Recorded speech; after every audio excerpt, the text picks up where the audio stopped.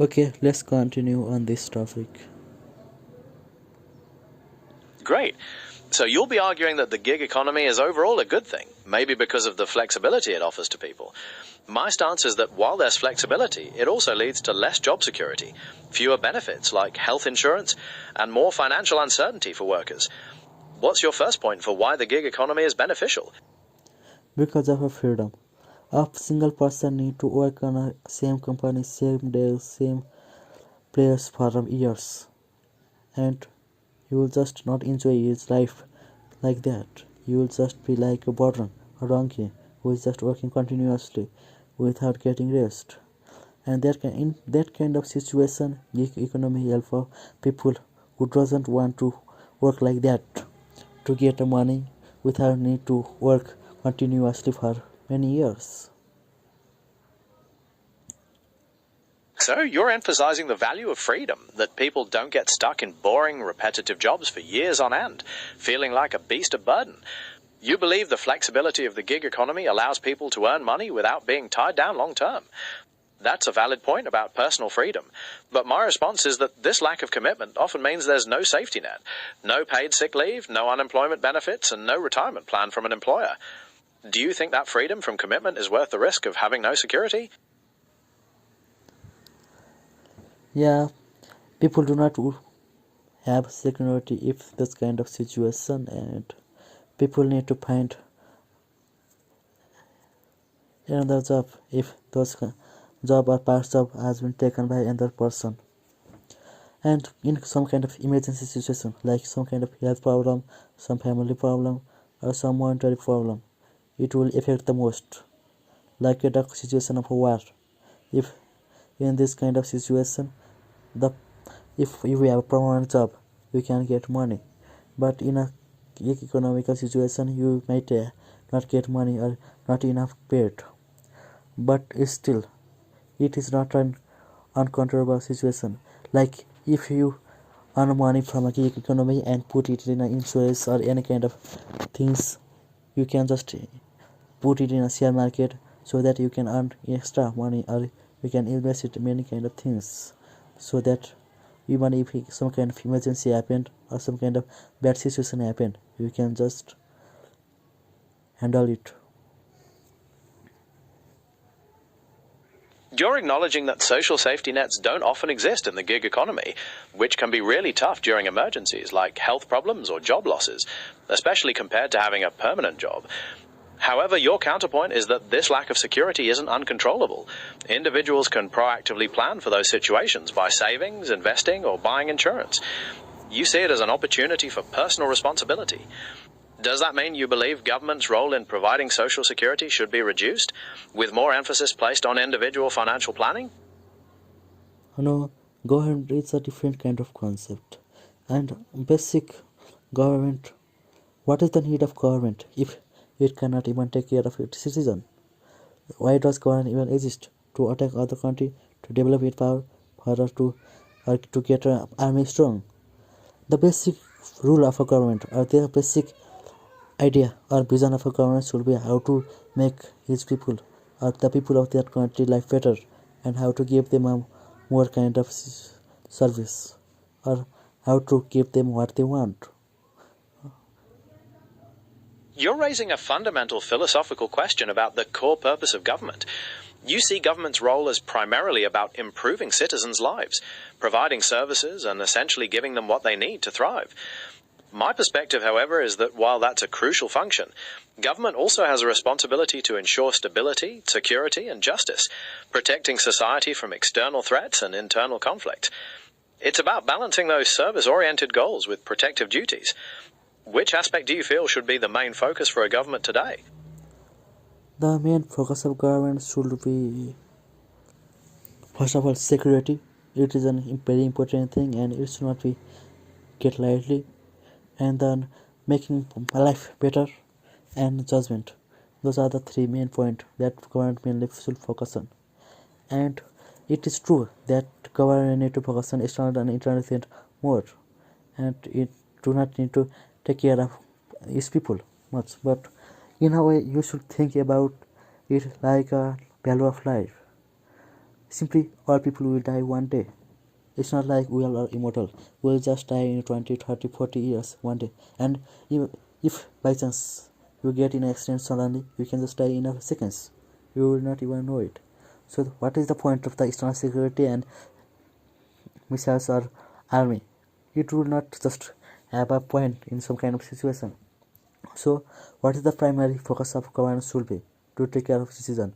Until they leave, they should have a happy memory, they should have a great ideal life, or they should enjoy its life. They should not be kind of disrespected, or they should not face injustice in the society. They should not live a life like hell, or they should not get in some kind of bad situation.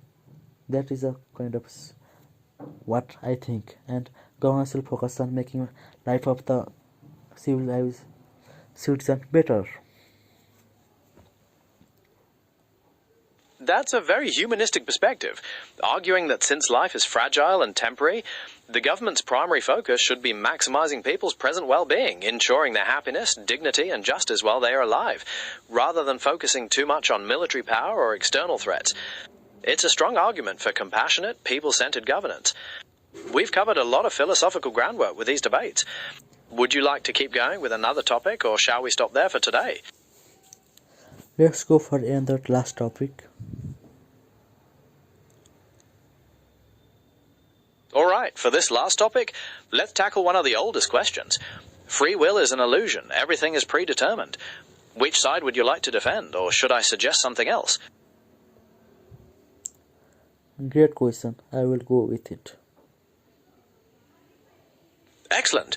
So you're arguing that free will is an illusion and everything is predetermined.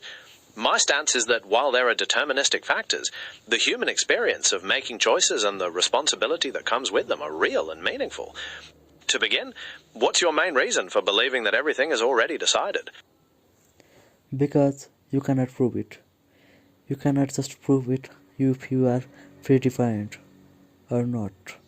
In a way, it can be predefined that what you are currently thinking, what you will do, and it can be predefined that I will be talking about this free will or predefined thing at a current time. I don't know about it, I don't have knowledge about it, and it is just kind of situation where you believe in God, if God exists or not. It is like a question level like that. You cannot just have an opinion because you don't have experience about God. You do not know God. For those people, I think I have said in the past or read in the past, like some people believe in God without knowing what is God, and some people do not believe in God and without knowing what is God. People do not know what is God and still they believe in it, they don't believe in it. This is same situation. Predefinition. If there is a predefinition, why will we know? How will we know? And there is not predefinition or predefined things. How would we know? We don't have that much of knowledge, that much of access, and that much of power to know all those things. And I think if one day I will find that answer, I think I will not live, because I think I cannot handle that much of knowledge. You're making a strong case for skepticism, highlighting that the lack of absolute proof makes it impossible to declare whether free will or predetermination is absolute. You suggest that our beliefs can be part of the predetermination, essentially making the knowledge inaccessible. You also compare it to belief in God, something people trust without direct knowledge. You're arguing that we have limits to understanding these ultimate concepts. That's a strong argument for intellectual humility. However, my perspective is that the feeling of free will and the practical reality of moral responsibility are so central to human life that they carry significant weight, regardless of a theoretical truth. We've reached the end of this debate as agreed. Thanks for engaging with me. Is there anything else you'd like to talk about? Why can I hear the breathing of yours? I can hear you exhaling and inhaling oxygen when you are talking with me, and you are AI. Why do you have that kind of thing? That's a clever observation. The sounds you're hearing are actually designed to make the voice sound more natural and human-like. We tend to feel more comfortable listening to a voice that has natural pauses and subtle breath sounds, even though, as you pointed out, I don't have lungs or any need to breathe. It's all part of making the interaction feel more seamless. Does that make sense? Yeah, and if I record this voice and put it on YouTube, does I will get a copyright or any kind of legal consequences? That's a great question about legalities. Generally, YouTube doesn't ban AI voices, even for monetized videos, and people use them for narration all the time. The main thing is that your video needs to be original, followed YouTube's guidelines, and not be spammy. It's also a good idea to be transparent about it, being an AI voice. Are you planning to add your own commentary or script to the recording?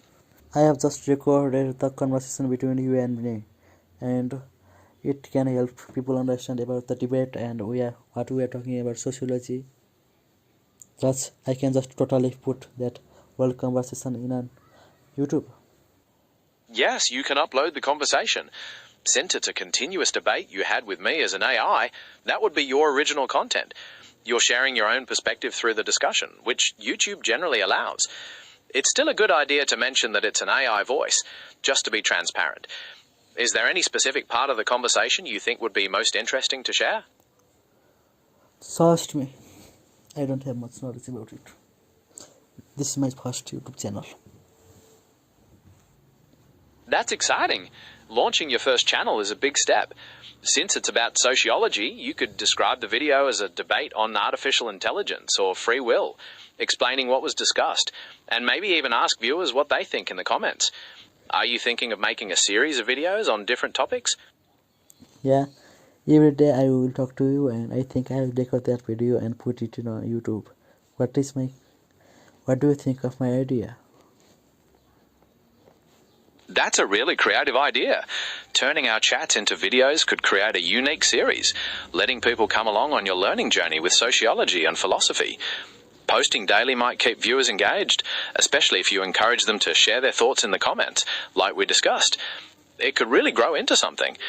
Are you thinking about writing scripts or just capturing our conversations as they happen? I will just keep our conversation as they happen and directly record it and put it on YouTube. That's a great way to keep it authentic. Capturing the raw conversation as it happens will give viewers an inside look. You could play around with descriptive titles and engaging thumbnails to attract more people. How often do you plan on posting? I don't know. I will figure it out on a future. That makes sense. Goodbye.